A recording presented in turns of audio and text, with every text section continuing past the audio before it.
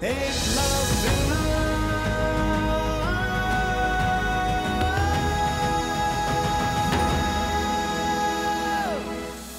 शिक्षा प्राप्त करने के लिए पहले तुम्हें यहाँ की पोशाक प्राप्त करनी होगी।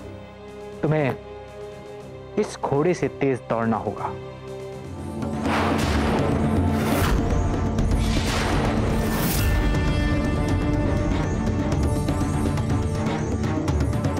मगरमच्छ जाग गए हैं और जागे मगरमच्छ प्राण घातक हो सकते हैं। हमें इस परीक्षा को यहीं रोकना होगा। नहीं गुरुदेव, मुझे श्रेष्ठ विद्या सीखनी है। मैं प्रण ले चुका हूं। श्रेष्ठ बनो, वीर बनो, शौर्य वीर बनो। निषाद राज्य का वार्षिक खेल महोत्सव। इस साल ये महोत्सव केवल एक महाखेल नहीं है। इस बार ये महाखेल एक संग्राम है जो निश्चित करेगा निषाद राज्य का अगला उत्तराधिकारी। जैसा कि निषाद राज हिरण्यधानु ने घोषणा की थी कि इस महोत्सव में इस राज्य के हर एक युवा को बराबरी का अवसर मिलेगा। तो हो जाओ तैयार और शुरू करो तैयारियां, क्योंकि समय कम है और चुनौती बड़ी। देखना तो बस ये है कि कौन होगा वो युवा निषाद जो बनेगा हमारा युवराज और निषाद राज का महाराज। करो तैयारियां।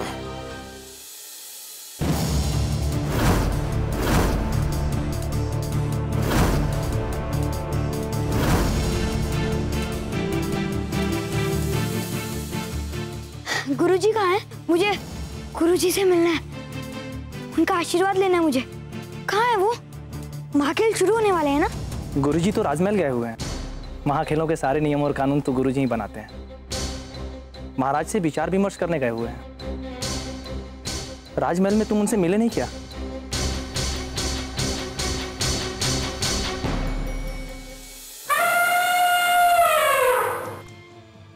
मैंने अपने सर के बालों का त्याग सिर्फ एक प्रण के लिए किया है। आज वो दिन आ गया है। उस प्रण और प्रतिशोध को आज संतुष्टि मिलेगी। जीतना है तुम्हें आज। तुम्हारा लक्ष्य और उद्देश्य सिर्फ और सिर्फ निषाद राज का सिंहासन है और मुझे वो सिंहासन चाहिए। साम ताम दंड भेद जैसे भी हो, जीत तुम्हारी ही होनी चाहिए, सिर्फ तुम्हारी।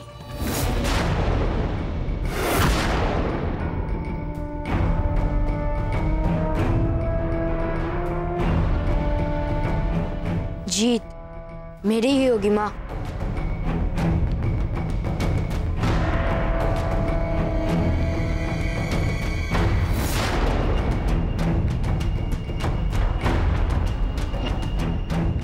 एकलव्य, महाखेल की घोषणा हो गई और तुम्हारा कुछ पता ही नहीं। कहाँ थे सुबह से? माँ, आपने गुरुजी को देखा? गुरुजी? हाँ, वो कल आए थे ना महाराज से मिलने। क्यों, क्या हुआ? कल आए थे, वो आश्रम में भी नहीं है, महल में भी नहीं है, फिर है कहाँ?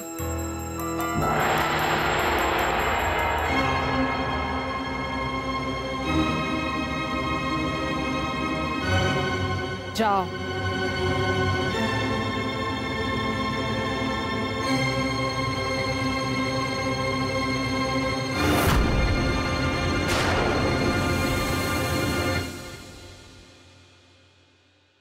आदर्श राजा वही है जो जीवन में आई चुनौतियों को जीतकर अपने आप को साबित करे। इस महाखेल में अवसर है आप सबके लिए अपने आप को साबित करके निषाद राज्य के सिंहासन पर अपना अधिकार प्राप्त करने का।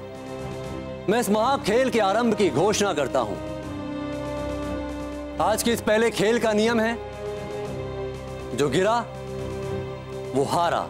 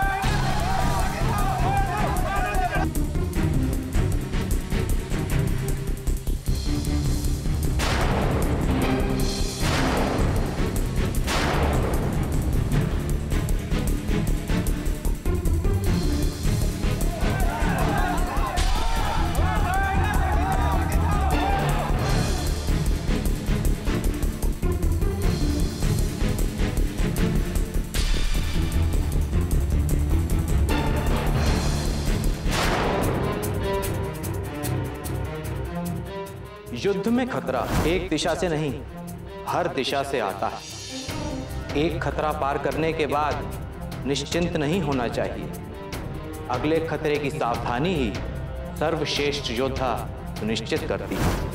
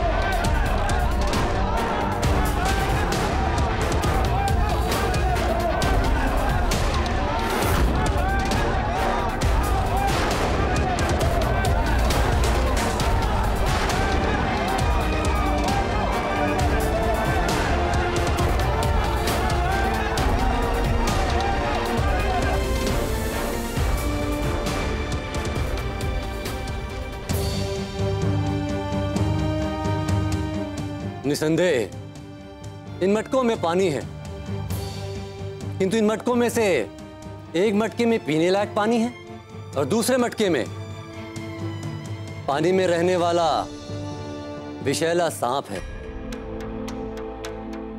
और वो पानी भी अब विषैला हो गया है। राजा वो जो अपनी इच्छा शक्ति से सही और गलत की पहचान कर पाए और उस सही फैसले के लिए आंखों की आवश्यकता नहीं होनी चाहिए।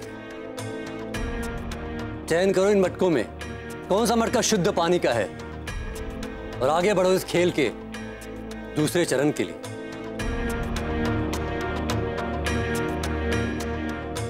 वैद्य जी, विष्णुवरण औषधि तैयार रखें।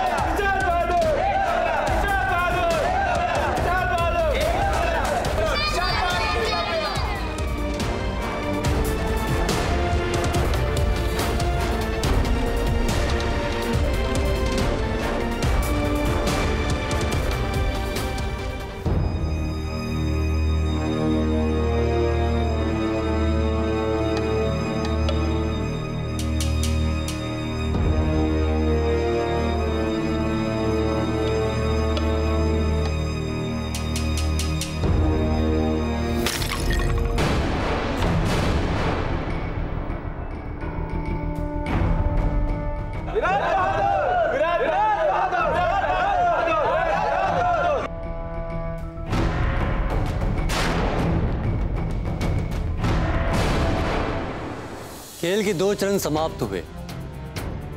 जो प्रतियोगी आगे बढ़ गए हैं वो थोड़ा विश्राम कर लें और अपनी प्यास के साथ साथ मन को भी शांत कर लें, क्योंकि अगला खेल बुद्धि का है।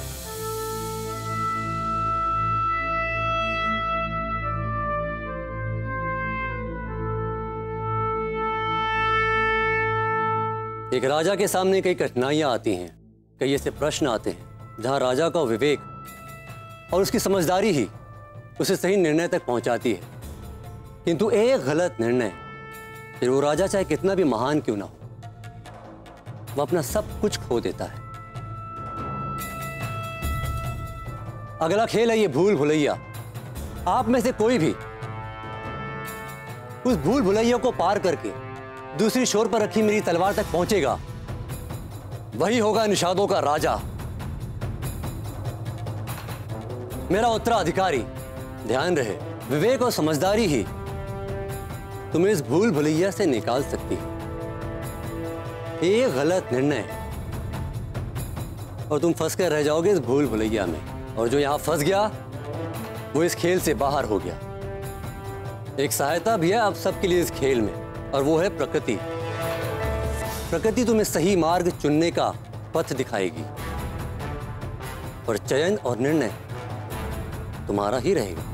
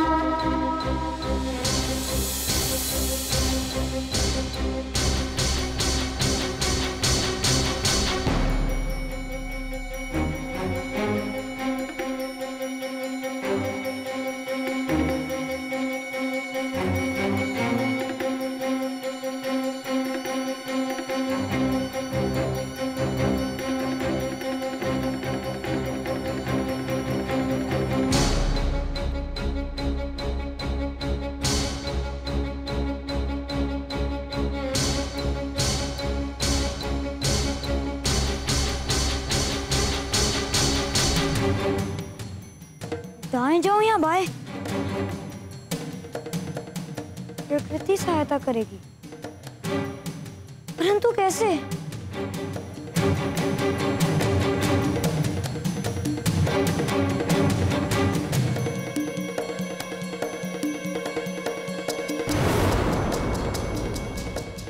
ये पत्तियां यहाँ क्यों रखी हैं?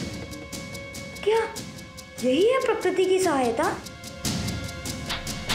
परंतु पत्तियों से प्रकृति कैसे सहायता कर सकती है? प्रकृति तुम्हें सही मार्ग चुनने का पथ दिखाएगी, पर चयन और निर्णय तुम्हारा ही रहेगा।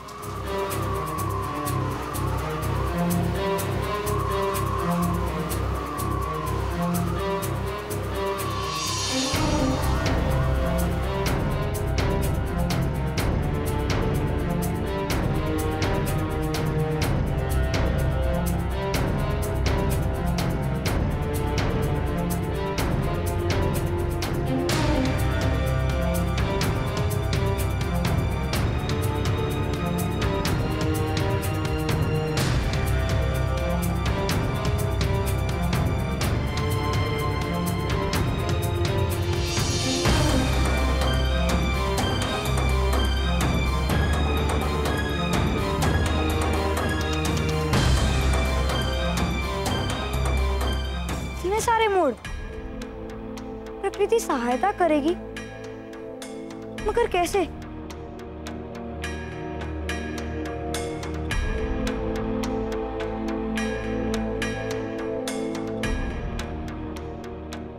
बादल, बादलों की दिशाओं में चलूं क्या?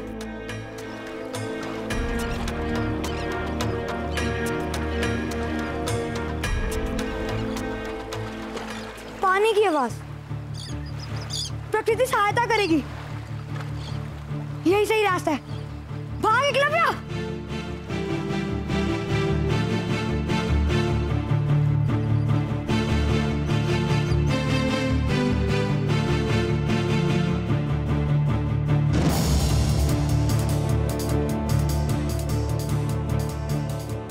विराज को कैसे पता कि यहीं से मुड़ना था? पानी की आवाज तो इतनी भी तेज नहीं थी। वो तो ऐसे भागता चला गया जैसे इसे सब पता हो।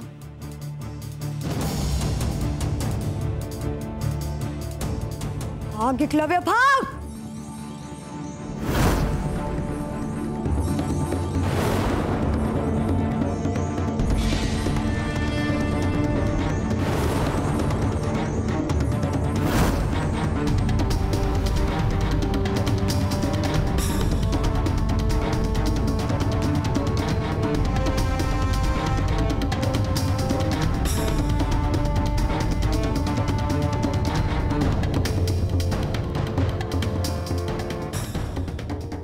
गड़बड़ है। विराज को भूल भुलैया का सारा रास्ता पता था। इसका अर्थ तो यही हुआ कि अम्बूज इसकी सहायता कर रहा था।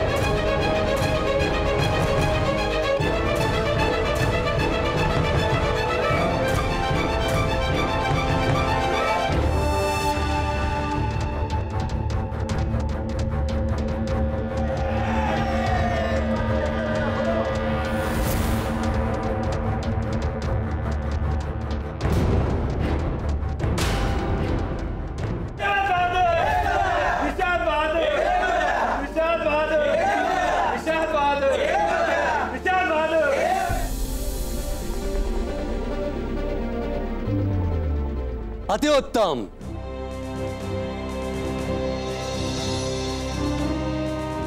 प्रशंसनीय है तुम दोनों का श्रम और बुद्धि विवेक, किंतु निषाद राज्य का सिंहासन तो एक ही और उत्तराधिकारी भी एक ही होगा। इस खेल का विजेता भी एक ही होगा। दो विजेता, समस्या तो है, किंतु हमारे गुरु ने इसके लिए पहले ही कुछ सोच रखा है। खेल अपने निर्णायक चरण में पहुंचने के बाद भी अगर अपना विजेता घोषित ना कर पाए तो इस परिस्थिति से निकलने का एक मार्ग हमारे गुरु सोच चुके हैं। अपराधी को सामने लाया जाए।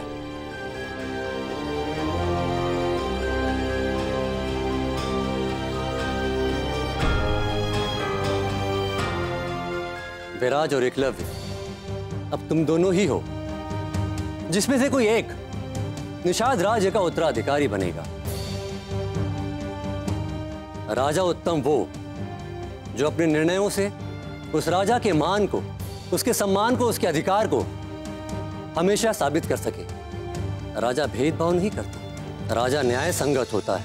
राजा का निर्णय भगवान के निर्णय के समान है। बेड़ियों में बंधे इस इंसान पर आरोप है कि इसने अपने साहूकार के यहां चोरी की, पर ये अपने ऊपर लगे आरोपों का खंडन करता है। इसका कहना है कि इसने साहूकार के यहां चोरी की क्योंकि साहूकार ने इसका मेहनताना नहीं दिया। इसकी पत्नी का कहना है इसने चोरी की क्योंकि इसका बेटा बीमार था और दवा के लिए पैसों की आवश्यकता थी। अपराध तो हुआ है और हमें असली अपराधी को ढूंढना, और असली अपराधी को ढूंढेंगे हमारे अगले महाराज, जो तुम दोनों में से कोई एक है।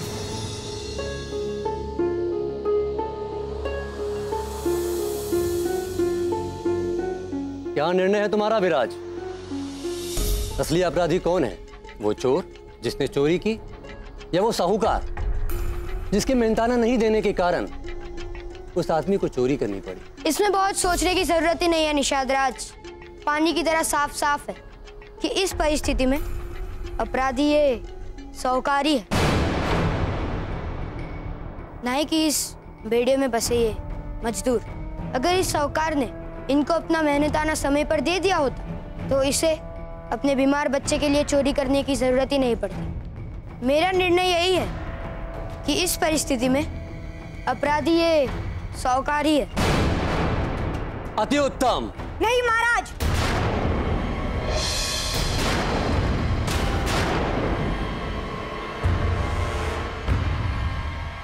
मैं इस निर्णय को सही नहीं मानता।